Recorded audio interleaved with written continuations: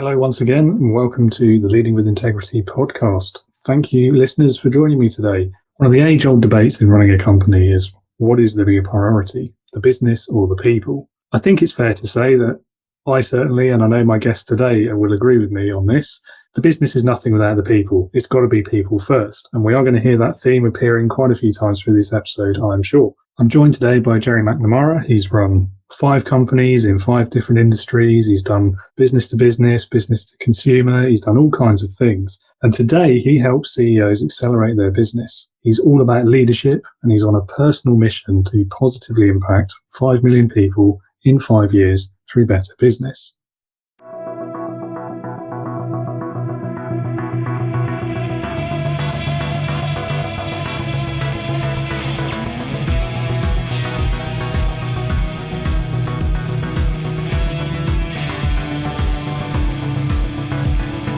Welcome to the Leading with Integrity podcast.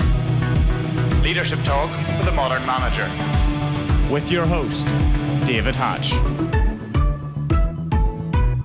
Jerry, thank you so much for taking the time out of your day to join me. Really looking forward to getting stuck into some leadership discussions. I love it. Thank you for having me. I've enjoyed our pre-conversation, and this is going to be super fun. So let's dive right into it. And you've immediately lifted the curtain there behind the scenes and now ruined the magic for everyone. All right, so to get us started, let's hear more about you and your career background and what drives you, how you've ended up where you are today. Yeah, so, over the course of my career, which I was just realizing recently, it's been 27 years that I've been in business. So getting scary. I'm becoming the old white guy in the room. But I've run 5 different businesses in 5 different industries, business to business, business to consumer. I've sold products, I've sold services. And at the end of the day, leading companies is always the same, because when you're leading people, it doesn't matter the industry or the products or the services. The fundamentals are always the same. And so I've been super lucky to be in the right place at the right time. The companies that I've led have typically been pretty high growth. We've made it onto the Franchise 500, the Inc. 500, and best places to work. So I'm a big believer that you can create a company that is high growth and still love your people, and create a compelling company so that people can enjoy the work that they're doing and get surprised by a paycheck that they get every week. What do you think then has been your, if you had to pick an example, I guess, what's been your kind of biggest professional challenge to date then? I've had lots of them. I like to say, I don't know that anyone's failed more than I have. And I'm quite proud of that, because that means I'm trying to do and push the limits of success. The good news is a lot of times it's worked out. When I think about my greatest professional challenge, it probably was running a construction business. As when I was brought in as the CEO there, I joked with the owner who brought me in that the only thing I hammer is the keyboard. I'm probably the least handy person you will ever meet. And so it's a good testament that you do not have to be the technical leader inside a business to be successful. And again, it's the universal principles of leadership. They can be applied to any business, any industry. They're always the same, because your work is done through people. But that was really interesting, just as I like to say, drinking from the fire hydrant every day. We took that business from 7 million to 13 million to 28 million to 30 million. And so the rocket ship was a fast rocket ship. I don't know that we were the greatest construction company in the world, but I don't know if anyone scaled their business better than we did. And so that's how we were able to catch that business. And so I think for me, that was the greatest professional challenge that I had, is just constantly reinventing and rescaling the business. Things that we had just put into place were no longer applicable because, we had, 15 more people inside the business. And so we had to continue to change and evolve. No one failed more than you. And so you say, I'll take your word for it. When you start talking about sort of tens of millions, it's, it doesn't quite align with the failures, does it? Or does it? Maybe if you hadn't made those many failures, you wouldn't have ended up where you were. And that is something actually that I hear a lot from quite a few guests, is the importance of making those mistakes. And if you think about kind of human evolution, really, you learn through things going wrong. When something goes right, you don't necessarily look for the lesson there. Totally. And I will share this with you. So my brother loved to party more than he loved to go to school. So he failed out of college and went into the Navy.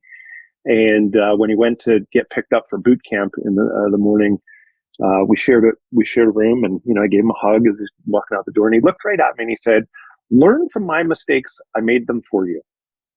And I was 12 years old, and it was this epiphany that I didn't have to make all the mistakes, that I could just be highly self-aware to scan the landscape of business or life or any of those things and say, do this, not that, do this, not that.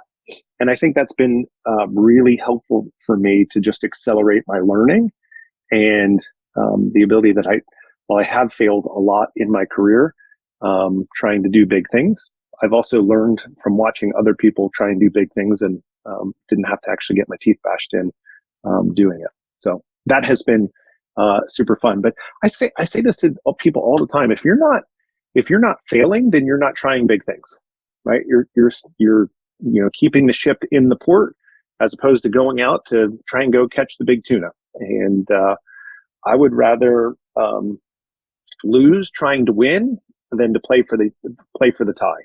And I think that's really the goal in life, is to try and maximize your potential and to challenge yourself. And I don't know. I think the thing that scares me most, David, is that I would be 75 and on my deathbed in a hospital thinking to myself, I didn't take advantage of the opportunities that were given to me, and I could have made an impact and a difference. That scares me way more than to have a misstep and to have a failure. And I'm okay with that. It reminds me of that great cliche that everyone always trots out on social media. When you get to the end, you don't regret the things you did, you regret the things you didn't do. So true. We lost my mom in August of 2020, but no one did more with her golden ticket to life. And she lived through a liver transplant. She had 12 inches of her bowel taken out. She had her heart attack, 2 bouts of lung cancer, multiple skin cancers. We called her the ox, David. And so, having held my mom's hand many times on a hospital bed and wondering if this was going to be the time. And I used to joke with her that they were quickly running out of 1942 parts and that eventually it wasn't going to work out. And I think that whole notion of thinking about mortality and what is life all about has really been helpful to me over the course of my life to say, we're all going to die. That's just a fact. As my mom used to joke, she says, no one makes it out of life alive. When you put it in that context, it's like, no, let's go and do big things and, see how the chips fall. Yeah, that's a very important lesson, isn't it? So changing back again to the construction company. So if that was your biggest challenge, what strategies did you employ to kind of overcome that challenge? What made it come good in the end? When your business is growing that quickly, you learn very much that you can't impose your will on the business. So you have to create clarity on where it is that we're going as a company. And so the guidelines, right? I just imagine that they were fence lines. Our goal was to wow our customers and treat our people as partners. And that was our people internally, our suppliers, and our vendors that were out there. And so I asked people as they were making decisions to simply consider whether it was wowing our customers or whether it was treating our people as partners. And as long as that aligned, then it was a good decision. Even if I saw it differently, I would have a conversation with them and say, okay, well, so next time, here's what I want you to be thinking about. But I always stood behind them on those decisions as long as we were aligned. And so those are the things that I think about. That was the strategy to create real clarity of how we made decisions, because the real goal of a leader is to put the right resources on the right opportunities to, create the market potential, or to capture it, I should say. And so those are the things that I learned as I was doing that. You have to create clarity, because the business, if you want it to be of significance, has to be bigger than you. And that was my gift to my people: create as much clarity as possible. I think that's a solid approach. Yeah. Communication, consistency, clarity. You've got to have all of those things. And ultimately, that's got to come from the top, hasn't it? Yeah. I think so. And, when we talk about leadership and leadership approaches and things that I was thinking about during that time, I call it the 4 C's. You have to have clarity, for your people, they have to know how they win every day. When they go home at night and their spouse says, "Hey, David, did you have a great day at work?" You better be able to answer that question. Because if you can't answer that question, then you can't be connected to your work and the importance of your work and how it's contributing to the organization. So clarity is the first piece. You better feel challenged by the work that you're doing. And if your people don't feel challenged, then guess what they're going to go do? They're going to go find something else to go do, because challenge is just a part of our life. The third is they need to be comfortable that they have the tools, time, and training to be successful. So one of the worst situations that you can put people in is to ask them to do something and not give them the tools, time, or the training to be successful. It's a no-win situation, and it's a horrible feeling to be in. And then the fourth thing, as a leader, you have to care about your people. So at the end of the day, David, if I'm not asking about your family and how your weekend was, and did you enjoy that movie that I knew that you were going to go watch with your wife, then you know what? I'm not connecting with you at a higher level. We're just staying at a transactional, I'm paying you for time and effort. And I just think businesses today really need to be in a space of transformation. And we are always better together. And if you don't realize that your people are everything inside of your business, because as a leader, I've not done the doing, right?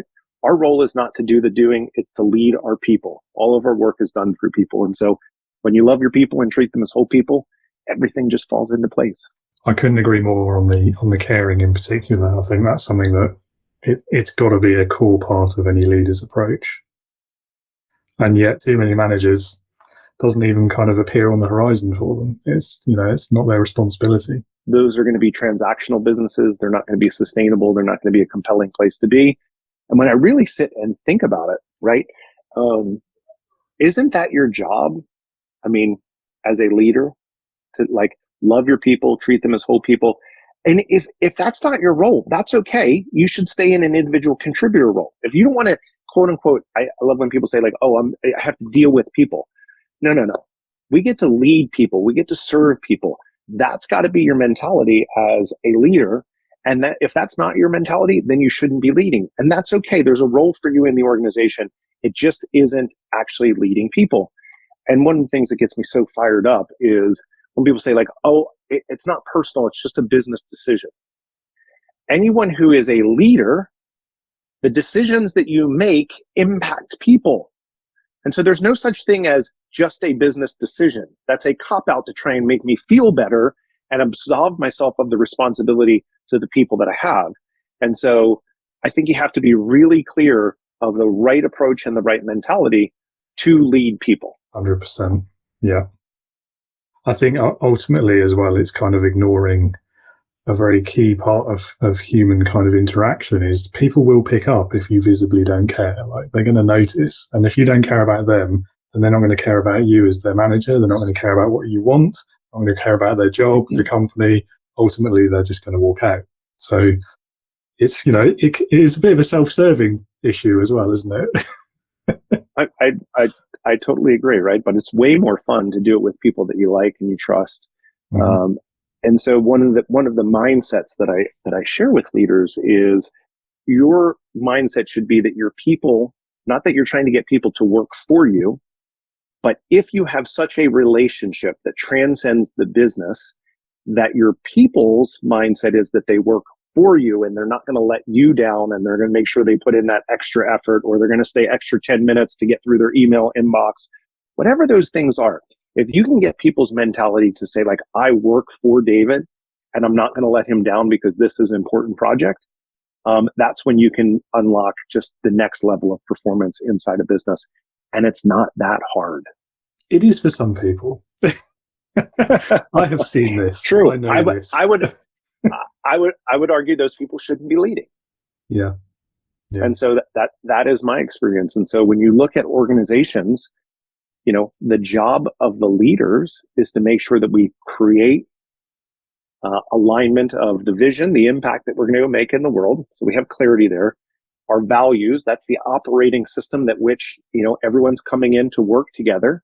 And it's how you feel at the end of the day. It's I love the people that I work with, or God, not very interesting, not very nice people.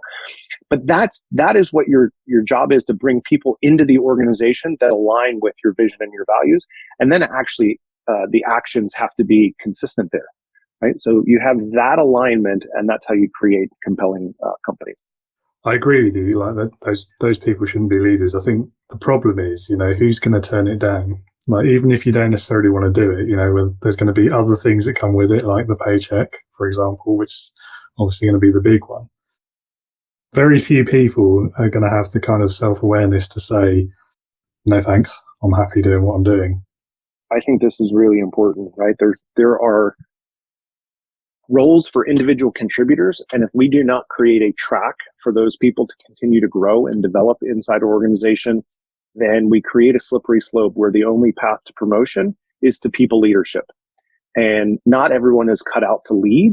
And so if we don't do the right thing, which is to create an environment where, again, comes back to the challenge, where we continue to put challenges in front of someone, then you're setting them up for failure, not only for inside the business, but for their own enjoyment. And I have seen far too many times where great individual contributors walk into organizations and get promoted into people leadership, and then suddenly are inept. When you really think about high achievers, right? That's the base of every organization. Who gets promoted? It's the people who are great at doing the doing. Oh my gosh, David is a superstar. Let's promote him. The reality of it is, just because you're great at doing the doing doesn't mean you're great at leading people. And so companies and organizations, they do very little to promote and to develop their leaders. And then they wonder why they're not getting the results from the company. And so I saw a really interesting statistic that CEOs only trust 48% of their senior leaders to deliver the results for the company. And it's even scarier behind that. It's only 11% of the people at the, not in the C-suite. And so we recognize that there's a problem, but we're not doing very much about it. And so I would tell you, we have to close that gap. That's why I call it the leadership gap, from the high achievers to getting into leadership and being a leader that is predictable and reliable and consistent, because that creates the fertile ground for engaged, autonomous, and agile decisions that drive your company forward. And so I think companies do themselves a disservice and their people a disservice when we promote the wrong people into leadership. Yeah, I do agree with that as well. I mean, there's two ways out of it, aren't there? There's the training. If you want to promote someone to that position, and I agree with you as well, just because they're good at their current job doesn't mean they'll be good managing other people doing that same job. That's an assumption that too many businesses make. And I think the evidence is there now, quite compelling evidence to say that's not the case and it doesn't work, and stop doing it, please. I mean, where do you see that happen most often? You definitely see it happen in sales positions, where the superstar salesperson gets promoted into sales leadership, and they're not a great leader because they don't hold people accountable. They break the rules, all of those reasons. Same reason why Michael Jordan, the greatest basketball player of all time, was a terrible basketball executive, because everything that made him great on the court was not necessarily what makes you a great basketball executive. And so there are so many examples all around us just to learn from. And yet it's a situation where, again, I think society tells us that promotion should always be into people leadership, and it should not. You should, if you're an individual contributor and people annoy you and you have to deal with people, and that's the language that you're using, because people definitely use that language, then you should not be in people leadership. Agreed. Yeah. That was going to be the other option. It's, give alternative routes for promotion. Exactly that. And, and interestingly, you quoted statistics. We won't get into an argument about the validity of statistics and what you can or can't prove with them, but I saw a very similar article from the opposite perspective, actually, and that was teams rating their managers. And it was an extremely low, to the point that I'm not sure I believe it, but they reckoned only 20% of first-time managers are rated well by their staff. And you think, that can't be right. Well, that doesn't surprise me at all. I'm surprised it's 20%. I think there's multiple steps that I think about in leadership. The first step into leadership, where you're going from peer to leader, is one of the hardest transitions to make, right? All the people that you backslapped and grabbed a beer with are now suddenly, your subordinates, and that's a difficult transition to manage your way through that, and trust and relationships. Where's that line? And then I find the other one is at the senior most level. Once you make it to the very top, because you stop owning your own lane, you now own the whole highway. Because as the senior most leaders, we don't just have a marketing problem or a sales problem, we have a business outcome problem. And so, yeah, someone may be responsible for sales. We might have a chief sales officer, but if it's not happening, it's everyone at the senior leadership that has to figure our way through to the other side. And that's a real transition that people have to make, because we're so used to just owning our own lane and executing shit out of it that now we own the whole highway. We got to maintain the whole highway. Yeah, and I guess another reason for kind of that first step up being more difficult is there's no more junior manager to hide behind. You're the interface with the people doing the work. If the work's not getting done right, there's nowhere else to hide. That is the truth. Accountability is super important, and some people embrace that, and some people shy away from that. Indeed. You quoted sales professionals. Another example of people where that problem happens a lot, I think, is in the technical kind of fields. So they're different leaders, right? What I have found, those left brain leaders, the more technical, the engineers, the operational driven, they're in their own world. They're in their own lane, and building relationships is not important because they're so task oriented. And so when I work with left-brained leaders, as I like to call them, I'm constantly working on pour into your people, take them to lunch. What are the investments that you're making? Because all of your work is through people. It's not just you sitting at your desk coding or, being out on the floor and producing something. And so all we do is we bring them back to the awareness and what it is that they're trying to achieve. And so the more successful we can be in tying them to what their end goal is, the more open they are to go, oh, you're right. I do my work through people, and I need to pour into my relationships. So, but historically, you're right. They're more task oriented, and they're happy to be alone in their own silo as opposed to working through people. But I've seen lots of operational people build some awareness and become really great leaders once they were like, oh, that's right. I do work through people, not just on my own. And so you can get them there. Don't lose heart. Yeah, no, I believe you. Yeah. And actually, to be honest, I was playing devil's advocate a little bit, but it is one of those stereotypes, isn't it? And maybe it's fair, maybe it's not, but it must have come from somewhere. It always does. It always does. Yeah.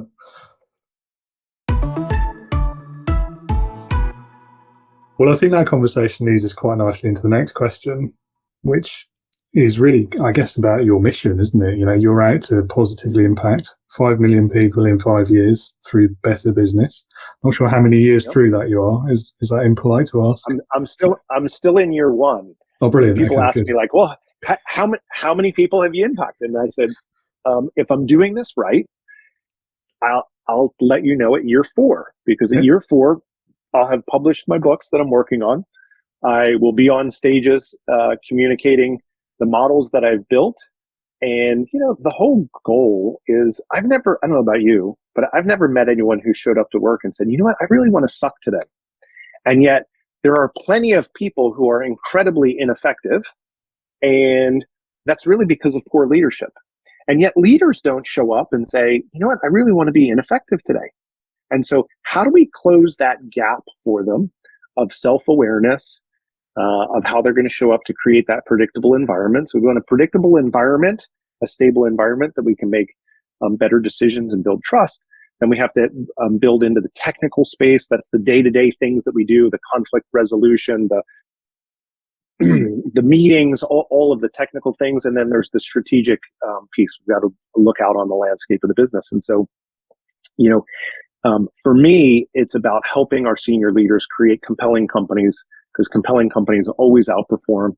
And the goal is to get them home by dinner, because I've met plenty of people, David, that on the outside looking in, incredibly successful, And then when I speak to them, they're completely unfulfilled. I say, yeah, I made the Inc. 500. I don't even make it home to have dinner with my family. And why am I doing all of this?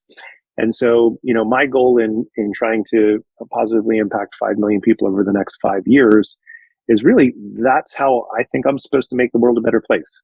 Because if you're good at work, you can be great at home. And if you're good at home, you can be great at work.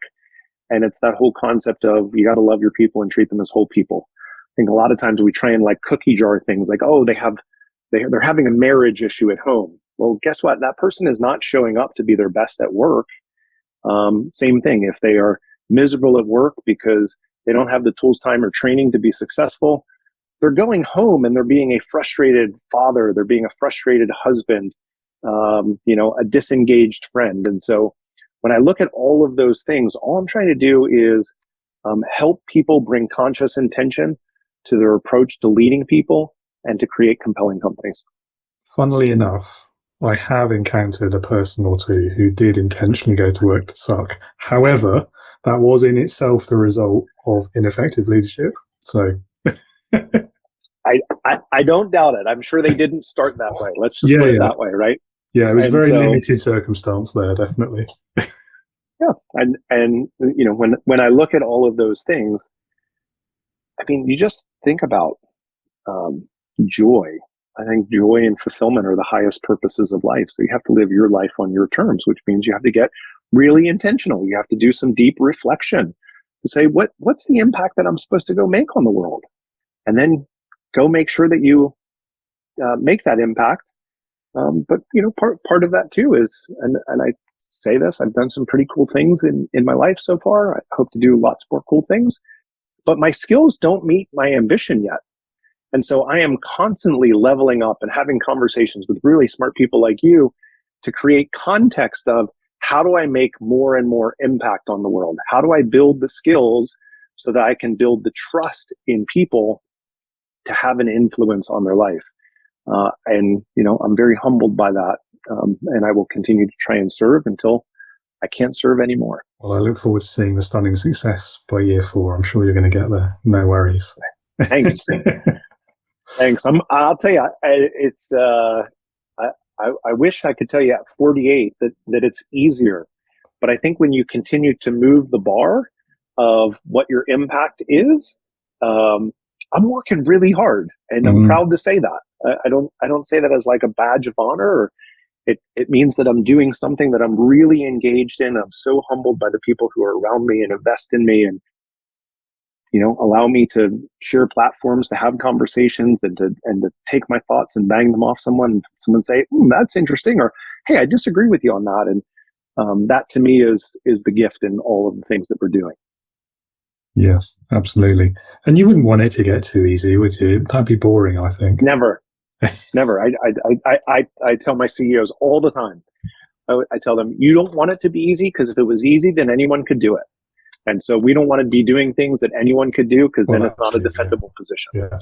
Between each of the companies that I've led, I've always taken some period of time off. And after the construction business, I took a significant amount of time off.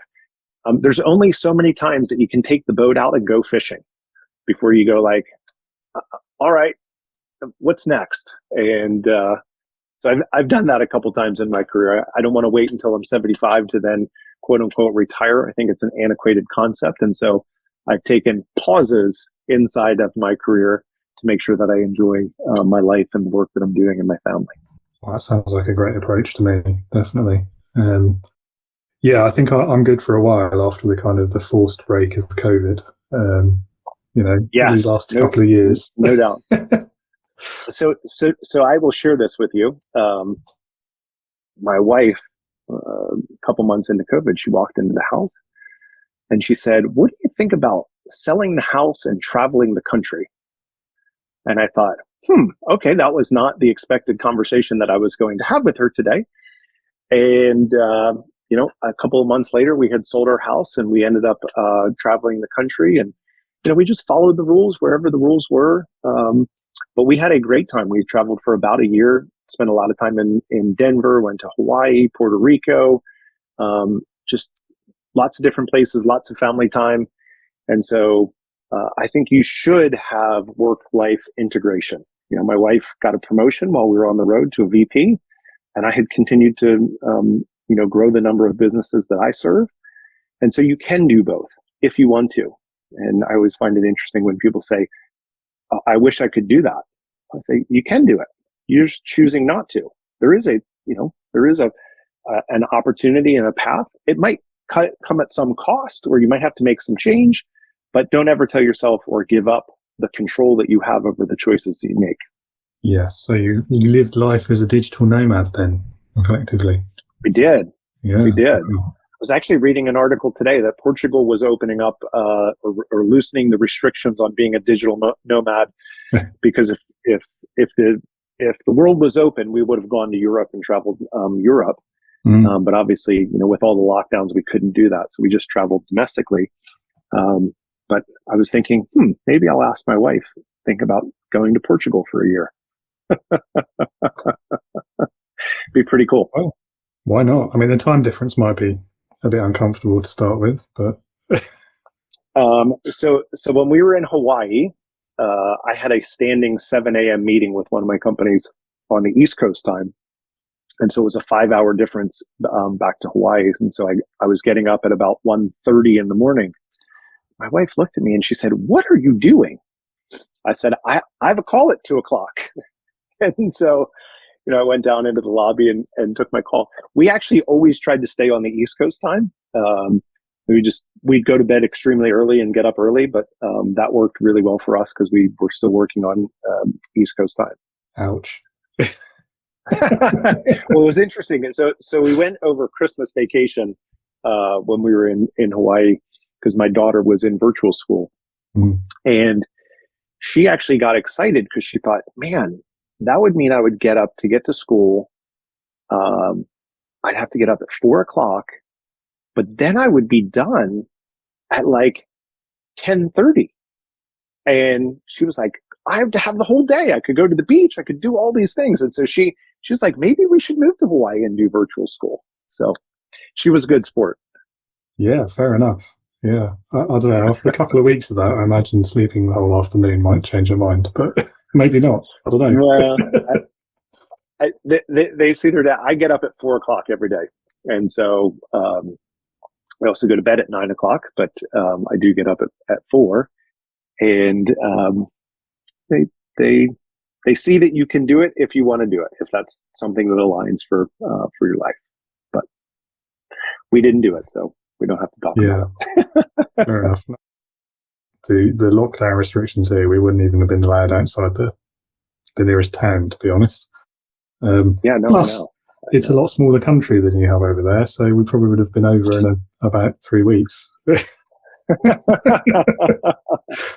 That is true. One of the things that we had actually put a deposit on an RV and then ended up backing out because we were going to Denver first, and didn't make any sense that in the middle of winter you'd be staying in an RV when it's negative 15 Fahrenheit out. But I just asked her, I said, as long as you'll split the driving with me, can you please just split the driving? Because we took our Ford Explorer with a topper all over. And I think in all the time that we were on the road, I think Rachel drove about a maximum of 5 hours the entire trip. And so I have a lot of miles underneath my belt.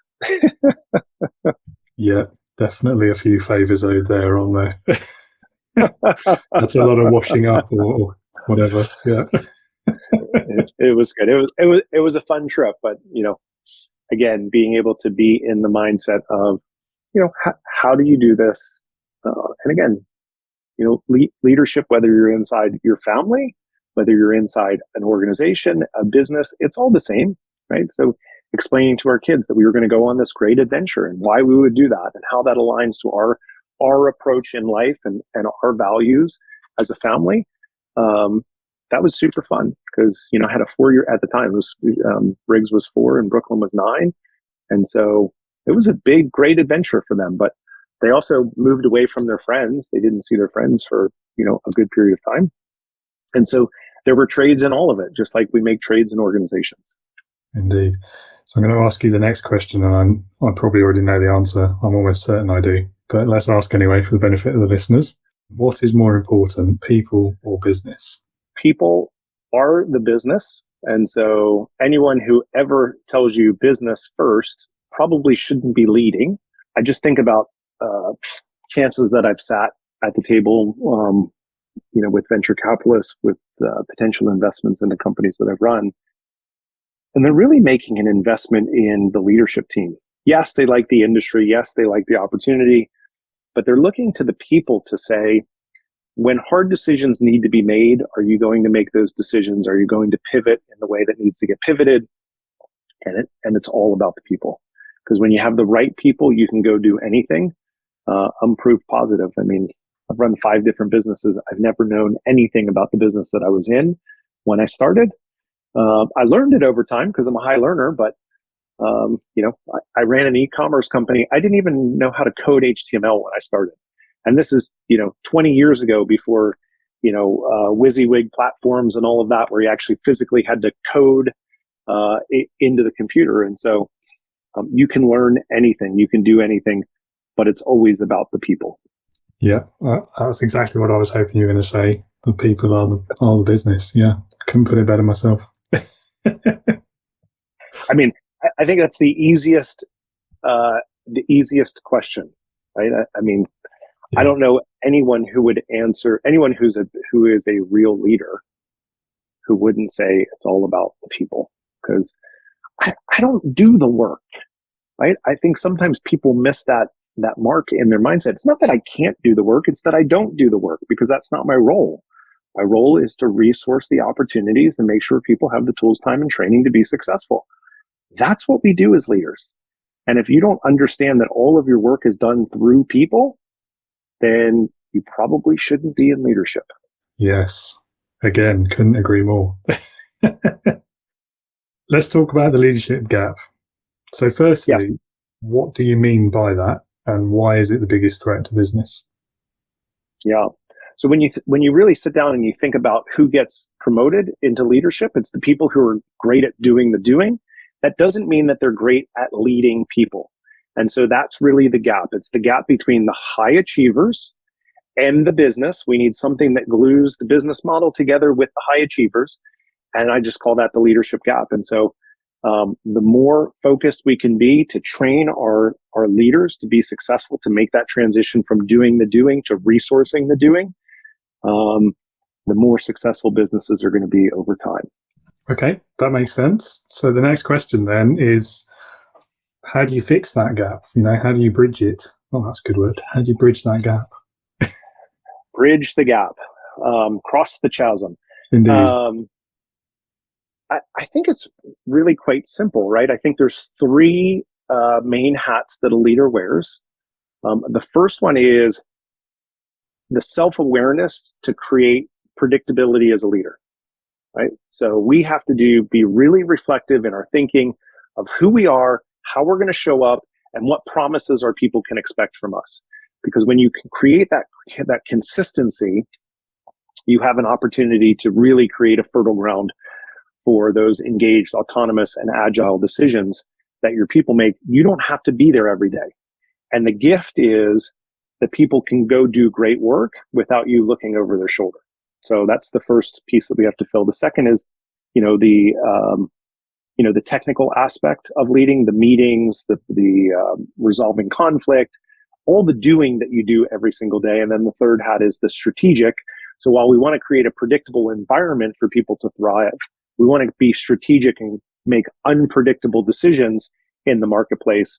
And so the strategic hat is the third hat that a leader has to wear. And so we have to develop each of those 3 areas inside leadership so that people can be really successful. And so honestly, it's training and mentorship. That's how you do those things. If you're not talking about how leaders can do better inside an organization, I think you're missing the mark at scaling your impact as a leader and continuing to drive accountability throughout the organization so that, again, it can continue to grow and grow. It's the only way that you can scale. Yeah, and it reminds me, there's many kind of attributes or skills that you could attribute to a great leader, but I think two relevant ones, let's say, are great leaders are lifelong learners, so they're always open to bringing on new skills and learning better ways of doing what they already do. And then secondly, they create new leaders, which very much speaks to the training and mentoring piece that you've just been talking about, I think. And by the way, I think you have to do the first to be good at the second. And so you can't see it, but I don't know. There's a couple hundred books on my bookshelf over here.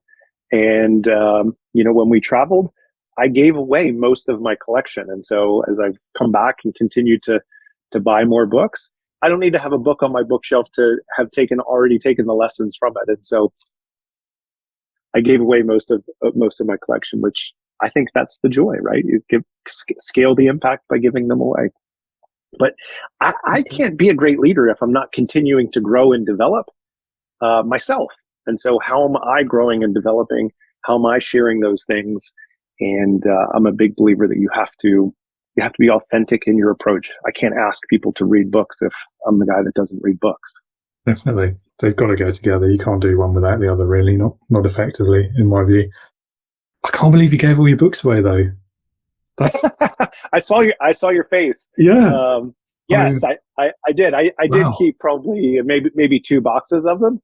Wow. But I'll find the picture and I'll send it to you. I had all my books stacked up on a shelf and sent a note out to social media and said, if there's anyone that wants any of these books, and I had a number of my friends that came over who literally went shopping in my bookshelf, and wow, it was good.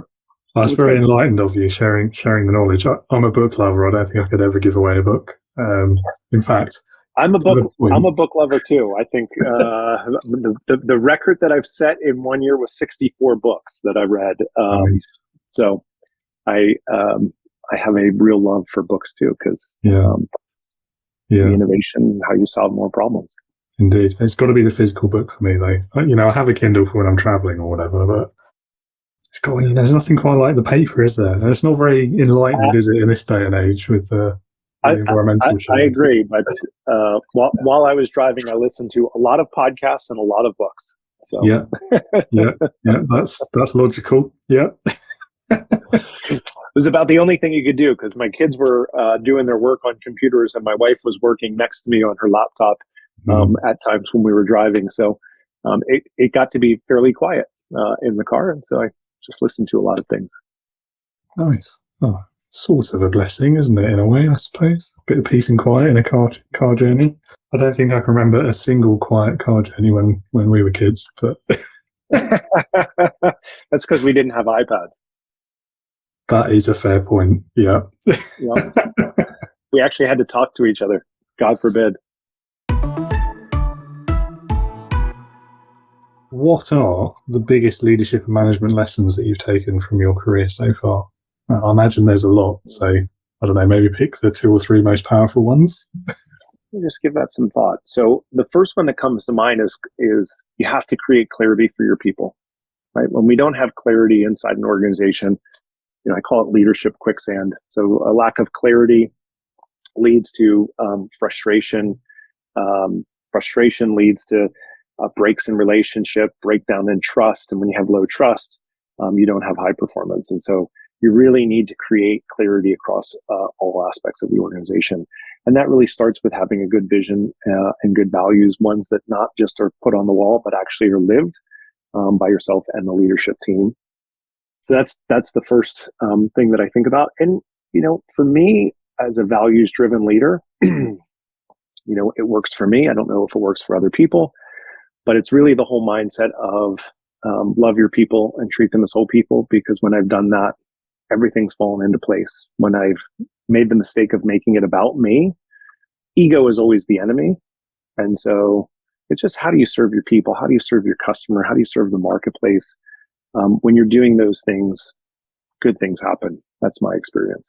I think, that certainly aligns well with my experience as well. I think, the era of the ego-driven autocrat is hopefully dead now, if not still dying. I think it's still out there, David. Right? Yeah. There are you see glimmers of it. You see it inside poorly led organizations. But, here in the United States, we had the Great Resignation. 4 million plus people resigned from their positions and took new positions, every month from July until just recently. And I think, people are looking more from their organizations, more from their people is their purpose. And, what we learned is 3/4 of people didn't really enjoy their work. We always knew that from many, many surveys. And then we gave people lots of white space to think about that during COVID. And I think they said, is this really all there is? Am I trading my skills for a paycheck? And I think people said, I want to do more with the gifts that I have. And I want to do it in alignment with people that I care about and that I believe in the mission. And so that's one of the things that I say. I don't hire people. I invite them on the mission that we're on. And when we have that mindset, there's a responsibility of like, would I invite this person in my car to go on this mission with me? I wouldn't just hire them and be a mercenary. And so I'm a big believer in missionaries as part of that. That's a nice way of looking at it, actually. Yeah.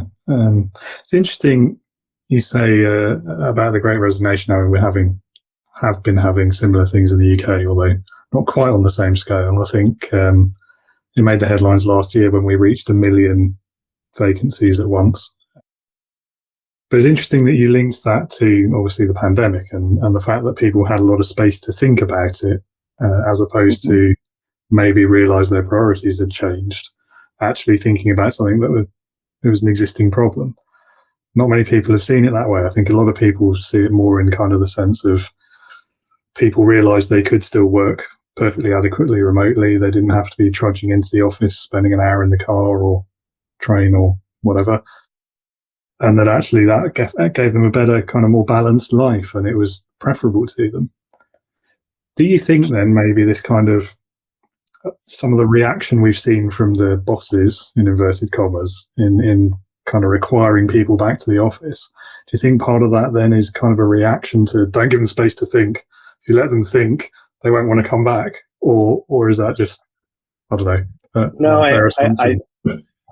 I think that's, and now I'm one of these, so I'm very conscious about it. It's the old white guys who are used to, this is the way we've always done it, so bring everyone back into the office, when it's pretty clear that, productivity continued to go. There was better work-life integration. And, I was talking to one of my friends about this, who continues to work from home on Friday, because what he does is, instead of taking a lunch on Friday, he goes out and mows the lawn and does his yard work. And for him, that gives him back multiple hours over the weekend to be able to spend with his family. And so that one small adjustment, right? And if you're, again, love your people, treat them as whole people. If we really were clear about the outputs that we needed from our people to create an ROI for the business, then we wouldn't make this trade for time, right? Because what happens is I'm unclear of what I need from you, David. And so what I do is I say, sit your butt in that chair for 40 hours and let's see what happens.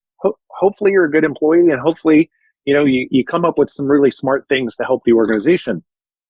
But if we were really clear about what it was that we needed from each other, I wouldn't care if it took you 10 hours to do it. If you were that good and it created an ROI for me and I was willing to pay you a certain amount to do that, then fantastic. You're great at doing that. Spend your 30 hours fishing or cycling or whatever else that you love to go do. Why should I care? But, capitalism is a wonderful thing. I'm a capitalist through and through, but it's that greed, because if you can do it in 10 hours, God, what could he create in 40 hours? And so I think we better be really clear about how we reward people in the future, because your superstar performers should get a bigger share of the salary cap, because they're producing more outputs for you. So I'm a big believer in hybrid environments. I do love seeing people. I think bringing people together in an intentional way, maybe with some anchor days in the office that everyone's there Tuesdays and Thursdays, something like that. But boy, being able to work from anywhere I think is a pretty compelling place to be in the world today. Yes, I agree with you on the hybrid as well. I think, it doesn't really apply to me because I'm a business of one. So wherever I go, that's where the business is. Yeah. But I think, one thing that I certainly, since I've started being 100% work from home, I won't say remote because there's no office to be remote from. But I think one thing that was different to when I was working in an office in my previous role, I think, and I always knew the importance of downtime, but downtime during the day, when you're in an office and you know the boss is watching you, you don't feel as able to have that kind of relaxing sort of 10-minute or 15-minute break or your lunch hour. You feel like you've got to be showing that you're being productive, which in my experience usually results in you not being productive, but that's a different conversation. But then having that opportunity and that freedom, I guess, to, if I need to just chill out for a couple of hours in the middle of a work day because my brain's not working that day, I can do that. Mm-hmm. And I don't feel guilty about it. I find it actually a really good cure for stress even. And having been able to do that, I've realized how much more valuable it is. And when I was back in the office and working for other places, it's important, but you don't realize how important until you get it. If that makes sense. No, I'm with you, right? And that's why I think the better we are at managing the outputs, here are the things that I need you to help contribute to the organization. I don't care if you do them at 4 a.m. in the morning, you do them at 8 o'clock at night. If you want to take a nap and go fishing, I don't really care. And I think we have to get out of this mindset that the workday is from 9 o'clock to 5 o'clock. I think about times when I went to offices and I would show up early or stay late, depending on the day, because I hate sitting in traffic. It's about the worst use of time. And so I'd either go in early and then leave early, or I'd go in late and stay late. And, I had to, explain that, if you will, like, hey, it's not a good use of my time to sit in traffic for 45 minutes. So therefore, I'm either going to come in early and leave early or, late and stay late. And it's amazing how some people are okay with that. And some people are like, that's different. So I think we're in a space where new norms are being created. I like to think so. Yes. I hope so. Yeah, I think it's going to happen, isn't it? Eventually, it's by default almost. If we're not already at that tipping point, when the majority of the workforce will only agree to work on those terms, employers ultimately won't have a choice. Yes, I love. I don't know if you listen to Christopher Lochhead, but I think he's one of the brightest minds of our day. And he has this whole concept of digital natives versus native analogs. Anyone over 35 experienced the world differently from anyone who's under 35, grew up with digital devices. So, a native digital would say that they just had a face-to-face meeting, that what we're having is a face-to-face meeting. It just happened on Google Hangouts, right? Or Google Meet. Just like there's Zoom, that's a face-to-face meeting. Whereas I would never describe this as a face-to-face meeting because we're not in the physical space together. Digital natives don't make that distinction, whereas native analogs do make that distinction. So I think the world has changed. It's whether us old people are willing to embrace it or not. Oh, that's interesting. Because, technically we are face-to-face, so... Yeah. It's not a matter of right or wrong. It's a matter of perception and how people perceive their world and how they interact with their world. And so work is not a place. It's something you do. Mm-hmm. And you don't have to physically be together to do work together. And I think that's an interesting distinction. Well, we've talked quite a lot, I think, about the mistakes that leaders have made. And, we've both seen a lot of that, I'm sure. Let's try and look at it from the other side of things then. What have you seen leaders get stunningly right? Stunningly right. Oh, man. I always just come back to it's all about the people, right? And so when you care about your people more than anyone else, when you're trying to get them promotions, when you're trying to make sure that they get to better places and know what their wants and desires are, that is extraordinary. And I say this with all sincerity. I had a walk on the beach with my wife about a month ago, and we had the the most amazing talk to listen to her. And she has about a team of 16 or 20 that she leads, walk through her approach and making sure that her people are continually leveling up and being challenged and getting to better places. I think, I think 3 or 4 of her direct reports have been promoted over time. And so making sure that she's getting people to better places and investing in them. She is extraordinary at doing that, right? Caring about her people and creating a team environment where they all care each other. It's no wonder why she's been successful over the course of her career.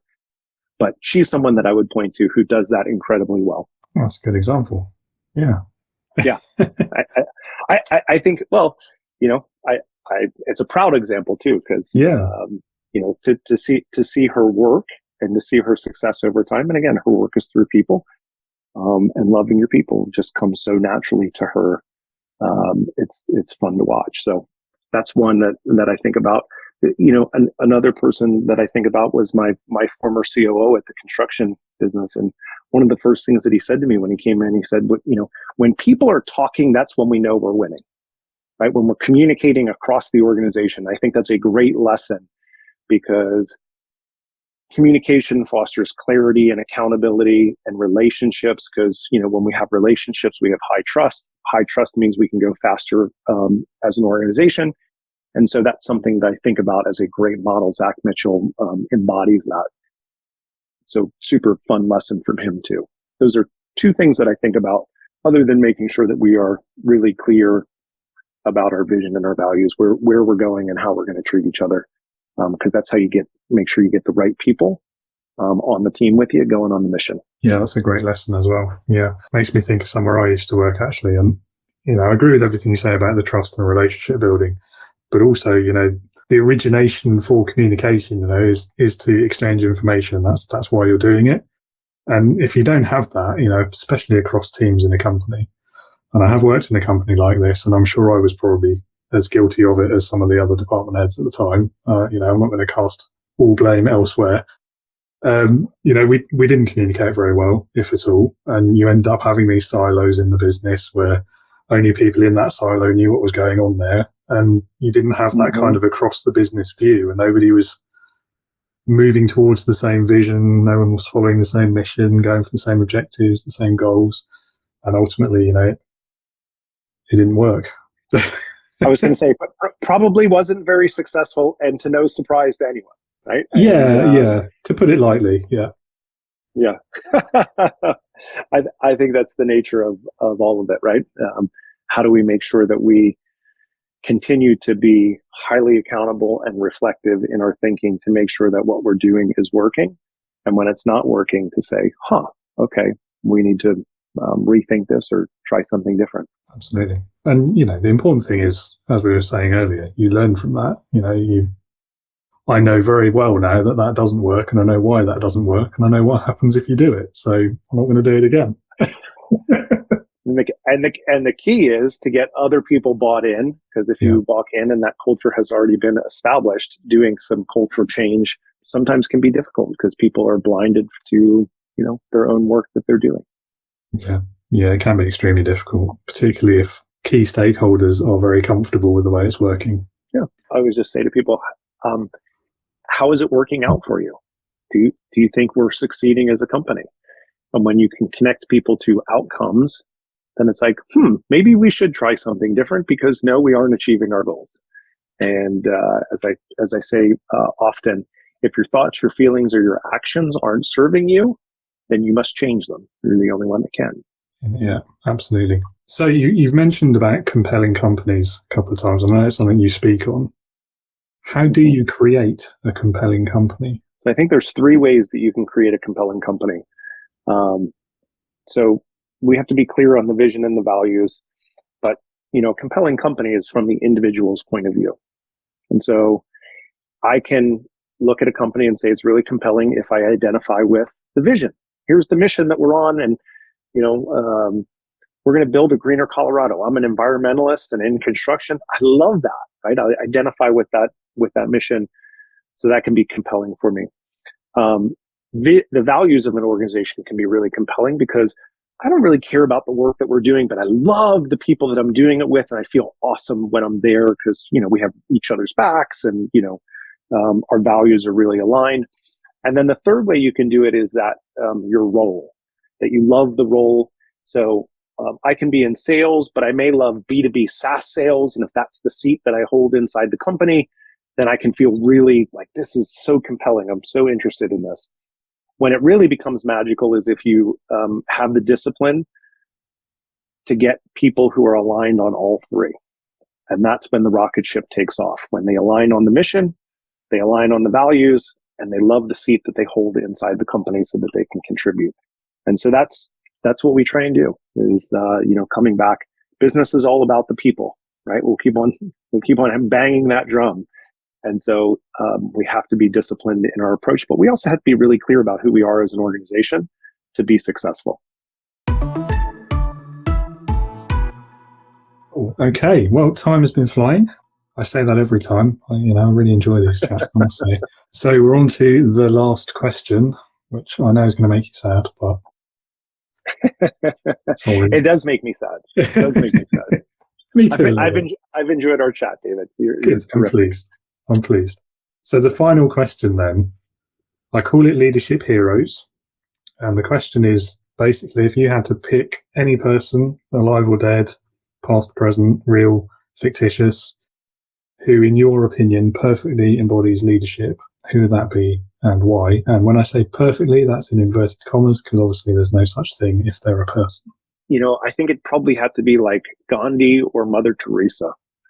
I think the whole notion of servant leadership is at the core of who I am and who I aspire to be. And so when I think about people who put others first and led with their values, I think those two people did an excellent job of doing that and really understood who they were serving and the problem that they were, trying to fix in the community. And I hope I can have that much humility in life. So those are the two people that I would choose. Okay. Yeah. Good examples. And of course, neither one was a perfect person, as we sadly know. Gandhi in particular, definitely a very good example there of servant leadership and exactly what you say, putting the kind of others before himself, his country before himself, really. Really like that one. Not had either of those before, so well done. Thanks. I always just come back to when you serve your people and you serve your community, life just gets better and better. And I think sometimes when people get it wrong, they start asking, what's this decision mean to me instead of why is this good for the company? When people start doing that, then I have failed you as the senior most leader because I haven't connected you to the mission that we're on. Yeah, I try and make sure that we clearly communicate the direction we're going and how we're going to get there. And when you do that, you win more often. It's way more fun. Brilliant. Well, thank you again, Jerry, for taking the time. Thanks for having me. No, it's been great to have you. And I think last thing is just if you want to give a shout out to your website or if you've got a book that's coming out soon or anything like that, please feel free. I'm working on it.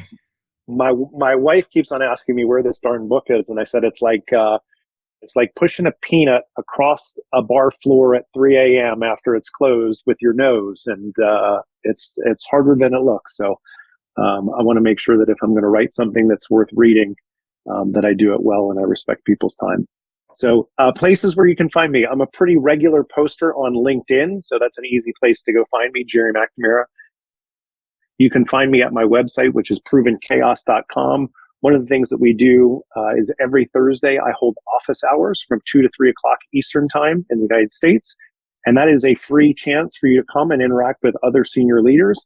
You have a challenge or an issue that you're going through, you get to get feedback from other people, from me, to try and leave you into a better place. And so that's a fun thing. And then I have my own live show that we do every Thursday from 3:30 to 4:30 Eastern time.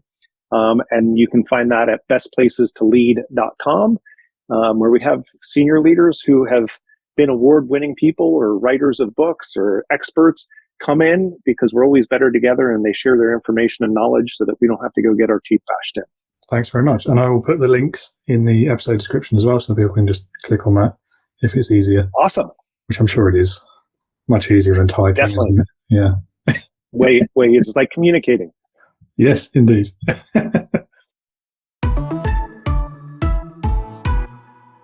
So definitely people before business. We knew that was going to be the answer, but I'm glad we got there anyway.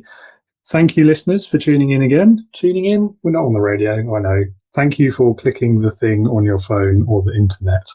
Well done. Appreciate your time. If you would like to learn more about Jerry and what he does, if you'd like to get in touch, perhaps see if you can work with him. I've put all of the links to his websites in the episode description, so give that a click and go and get in touch. I'm sure he'd love to hear from you. If you'd like to learn more about leading with integrity and my own approach to leadership, then I've also put the link in the description, but it's www.leadernotaboss.co.uk/sign up. And lastly, I'd really appreciate it if you have enjoyed this episode or any of my other episodes, if you could spend a few minutes and leave me a review on wherever it is that you're listening to this, whether that's Spotify, Apple Podcasts, Google, whichever of the many platforms that you can now find us on. So yeah, that's it from me. Thank you again for your time. And remember, be a leader, not a boss.